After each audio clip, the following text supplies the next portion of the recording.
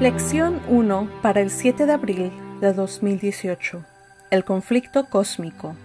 Leída para ustedes por Paula Pérez. Para memorizar. Entonces el dragón se llenó de ira contra la mujer y se fue a hacer guerra contra el resto de la descendencia de ella, los que guardan los mandamientos de Dios y tienen el testimonio de Jesucristo. Apocalipsis 12:17. El conflicto cósmico, a veces denominado el Gran Conflicto, es la cosmovisión bíblica. Constituye el trasfondo en el que se despliega el drama de nuestro mundo e incluso el universo. El pecado, el sufrimiento, la muerte, el surgimiento y la caída de las naciones, la difusión del Evangelio, los acontecimientos de los últimos días, todo esto ocurre en el contexto del conflicto cósmico. Esta semana analizaremos algunos lugares determinantes en los que se instaló el conflicto, que por alguna razón misteriosa se inició en el corazón de Lucifer, un ser perfecto, quien trajo su rebelión a la tierra a través de la caída de Adán y Eva, otros seres perfectos. A partir de estos dos puntos de articulación, o sea, la caída de Lucifer y luego la de nuestros primeros padres, el gran conflicto se estableció y ha hecho estragos desde entonces. Cada uno de nosotros es parte de ese drama cósmico. Lo bueno no es solo que un día esto se terminará, sino que también terminará con la victoria total de Cristo sobre Satanás. Y lo mejor de todo es que debido a la exhaustividad de lo que Jesús hizo en la cruz, todos podemos participar en esa victoria. Y como parte de esa victoria, Dios nos llama a la fe y a la obediencia ahora, mientras esperamos todo lo que se nos ha prometido en Jesús, cuya venida está garantizada. Domingo 1 de abril. La caída de un ser perfecto. Si el conflicto cósmico constituye el marco de la cosmovisión bíblica, surge una serie de preguntas. Una cuestión importante es, ¿cómo empezó todo? Dado que el universo fue creado por un Dios amante, es razonable asumir que el mal, la violencia y el conflicto indudablemente no formaban parte de la creación desde el principio. El conflicto debió haber surgido al margen de la creación original y es indudable que no fue necesariamente un resultado de ella. Sin embargo, el conflicto está aquí, es real y todos estamos involucrados. Lucifer era un ser perfecto que vivía en el cielo. ¿Cómo pudo haber surgido la iniquidad en él, especialmente en un ambiente como ese? No lo sabemos. Quizás sea esa la razón por la que la Biblia habla del misterio de la iniquidad en 2 de Tesalonicenses 2:7. Más allá de la realidad del libre albedrío que Dios les ha dado a todas sus criaturas inteligentes, no existe ninguna razón para la caída de Lucifer. Elena de White expresó estos pensamientos profundos. Es imposible explicar el origen del pecado y dar una razón para su existencia. El pecado es un intruso y no hay razón que pueda explicar su existencia. Es misterioso, inexplicable. Excusarlo equivale a defenderlo. Si se pudiera encontrar alguna excusa para ello o mostrar la causa de su existencia, dejaría de ser pecado. Conflicto de los siglos, página 484. Reemplaza la palabra pecado por mal, y la declaración funciona igual de bien. Es imposible explicar el origen del mal y dar una razón para su existencia. El mal es un intruso y no hay razón que pueda explicar su presencia. Es misterioso, inexplicable. Excusarlo equivale a defenderlo. Si se pudiera encontrar alguna excusa para ello o mostrar la causa de su existencia, dejaría de ser malo. Piensa en tu propia experiencia con la realidad del libre albedrío. ¿Por qué debemos meditar cuidadosamente y en oración sobre las decisiones que tomamos haciendo uso de nuestro libre albedrío? Lunes 2 de abril. Más que conocimiento intelectual. Aunque no podemos explicar por qué surgió el mal, ya que no hay justificación para su existencia, la Biblia revela que comenzó en el corazón de Lucifer en el cielo. Además de las fascinantes revelaciones que obtenemos de los escritos de Elena de White, por ejemplo, en Conflicto de los Siglos, el capítulo El origen del mal, la Biblia no nos dice mucho acerca de cómo comenzó en el cielo. No obstante, la palabra de Dios es más explícita en cuanto al modo en que surgió en la tierra. Lee Génesis 3, versículo 1 al 7. ¿Qué sucedió aquí que muestra la culpabilidad de Adán y Eva en lo que ocurrió? Lo triste de esto es que Eva sabía cuáles habían sido las palabras de Dios. Ella las repitió. Del fruto del árbol que está en medio del huerto, dijo Dios, no comeréis de él, ni le tocaréis, para que no muráis. Génesis 3:3. Aunque la Biblia no menciona nada en cuanto al tocar el fruto, ella sabía a ciencia cierta que comer de él conduciría a la muerte. Satanás entonces, abierta y descaradamente, contradice estas palabras. Entonces la serpiente dijo a la mujer, no moriréis. Génesis 3:4. ¿Podría haber un contraste más marcado? Aunque el planteamiento de Satanás fue sutil al principio, una vez que captó la atención de ella y vio que no se resistía, desafió en forma abierta el mandato del Señor. Y lo trágico es que Eva no estaba obrando desde una posición de ignorancia. No podía decir no lo sabía, porque ella sí lo sabía. Sin embargo, a pesar de este conocimiento, ella actuó mal de todos modos. Si incluso en el entorno perfecto del Edén, el conocimiento no fue suficiente en sí para evitar que Eva, y luego Adán, que también sabía la verdad, pecara, no debemos engañarnos al creer que el conocimiento alcanza para salvarnos ahora. Sí, tenemos que saber lo que nos dice la palabra de Dios. Pero además de saber, necesitamos la clase de entrega en la que también obedecemos lo que nos dice. Dios dijo una cosa, Satanás dijo otra.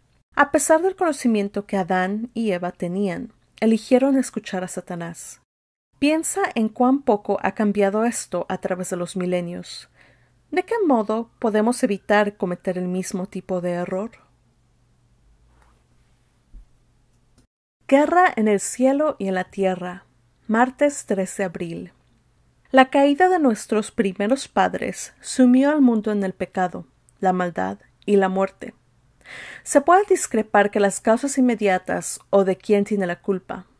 Pero ¿quién puede negar la realidad de la agitación, la violencia, los trastornos y los conflictos que nos afligen aquí? Hablamos de un conflicto cósmico, y está bien y es cierto. Pero más que este conflicto tenga orígenes cósmicos, también se está librando aquí en la tierra. De hecho, toda la historia bíblica, desde la caída del Edén hasta los acontecimientos finales que conducen a la segunda venida de Dios, en muchos sentidos es la exposición bíblica del gran conflicto. Vivimos en medio de este conflicto.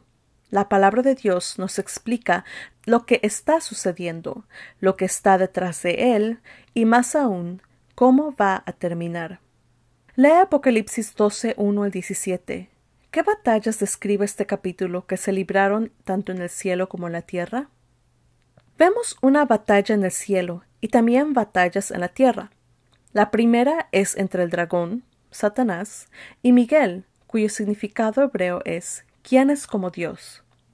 El rebelde Lucifer llegó a conocerse como Satanás, adversario, que es simplemente un ser creado que lucha contra el eterno Creador Jesús. Lucifer se rebeló contra su Hacedor. El gran conflicto no se trata de un duelo de dioses, se trata de una criatura que se rebela contra su Creador y que manifiesta esa rebelión atacando también a la creación. Al fracasar en la batalla contra Cristo en el cielo, Satanás trató de perseguirlo en la tierra inmediatamente después de su nacimiento humano. Como fracasó en su batalla contra Cristo aquí, y luego volvió a fracasar contra él en el desierto, y más tarde en la cruz, Satanás después de su derrota irreversible en el Calvario, se fue a hacer guerra contra el pueblo de Cristo. Esta guerra se ha prolongado durante gran parte de la historia cristiana y continuará hasta el final, hasta que Satanás enfrente otra derrota, esta vez en la segunda venida de Jesús. Lea Apocalipsis 12, 10 al 12. ¿Qué esperanza encontramos en estos versículos en medio de todo el conflicto que vemos en los otros pasajes? Miércoles 4 de abril. Con vosotros todos los días hasta el fin. El libro de Apocalipsis predijo la persecución que el pueblo de Dios afrontaría durante buena parte de la historia de la Iglesia. Los 1260 días proféticos de Apocalipsis 12:6 apuntan a 1260 años durante los cuales se persigue a la Iglesia. Estas persecuciones, que empezaron bajo Nerón cerca del tiempo del martirio de Pablo, continuaron con mayor o menor furia por varios siglos. Los cristianos eran inculpados calumniosamente de los más espantosos crímenes y eran señalados como la causa de las mayores calamidades, hambres, pestes y terremotos. Como llegaron a ser objeto de los odios y las sospechas populares, no faltaban los delatores que, por vil interés, estaban listos para vender a los inocentes. Se los condenaba como rebeldes contra el imperio, enemigos de la religión y azotes de la sociedad. Muchos eran arrojados a las fieras o quemados vivos en anfiteatros. Conflicto de los siglos, página 38. Al mismo tiempo, la mujer, o la Iglesia, huyó al desierto, Apocalipsis 12:6. Se la describe con 2 alas como de águila. Esto da la idea de huir en busca de ayuda. Ella fue cuidada en el desierto, y la serpiente, o Satanás, no pudo llegar a ella. Dios siempre ha conservado un remanente, incluso durante las persecuciones importantes, y lo volverá a hacer en el tiempo del fin. En el contexto de los peligros de los últimos días, Dios le dijo a su pueblo: «Yo estoy con vosotros todos los días hasta el fin del mundo». Mateo 28:20. ¿Cómo entendemos esta maravillosa promesa, incluso frente al vasto martirio de muchos de sus seguidores? Ver también Romanos 8, 31 al 39 y Mateo 10, 28. Nada, ni siquiera la persecución, ni el hambre, ni la muerte, pueden separarnos del amor de Dios. La presencia de Cristo con nosotros, ya sea ahora o en los últimos años, no significa que nos libraremos del dolor, el sufrimiento, las pruebas o incluso la muerte. Nunca se nos prometió estas exenciones en la vida. Significa que, por medio de Jesús y de lo que Él hizo por nosotros, podemos vivir con la esperanza y la promesa de que Dios está con nosotros en estas pruebas y que tenemos la promesa de vida eterna en el cielo nuevo y en la tierra nueva. Podemos vivir con la esperanza de que más allá de lo que nos pase aquí, al igual que Pablo, podemos estar seguros de que me está guardada la corona de la justicia, la cual me dará el Señor, juez justo, en aquel día, y no solo a mí, sino también a todos los que aman su venida. 2 Timoteo 4:8. Nosotros, que amamos su venida, podemos reclamar esta esperanza y promesa para nosotros también. Jueves 5 de abril. La ley y el Evangelio. Como adventistas del séptimo día, nuestro nombre proclama gran parte de lo que representamos. La palabra adventista señala nuestra creencia en la segunda venida de Jesús, una verdad que solo puede existir debido a lo que Cristo hizo con su muerte expiatoria en su primer advenimiento. La expresión del séptimo día representa el día de reposo sabático que apunta a nuestra creencia no solo en este mandamiento específico, sino también incluye implícitamente todos los mandamientos. Por lo tanto, nuestro nombre adventista del séptimo día señala 2 componentes fundamentales e inseparables de la verdad presente, la ley y el Evangelio.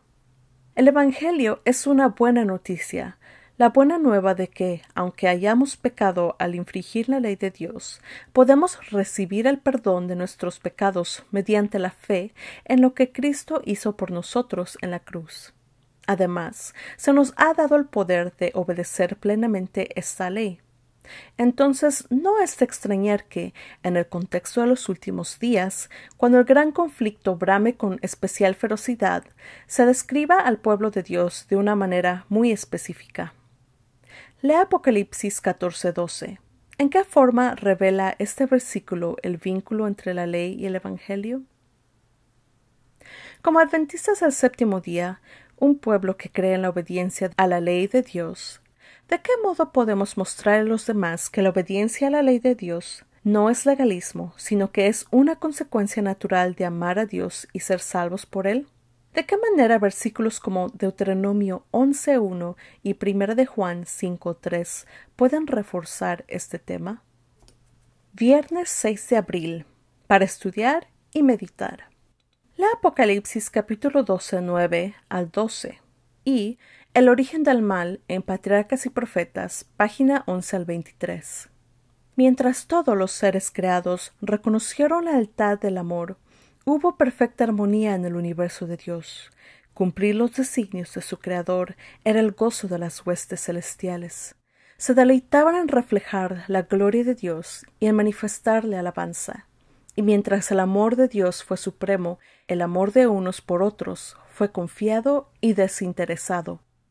No había nota de discordia que echara a perder las armonías celestiales, pero se produjo un cambio en ese estado de felicidad. Hubo uno que pervirtió la libertad que Dios había otorgado a sus criaturas. El pecado se originó en aquel que, después de Cristo, había sido el más honrado por Dios. Patriarcas y Profetas, página 13. Observa las palabras de Elena de White. La lealtad del amor.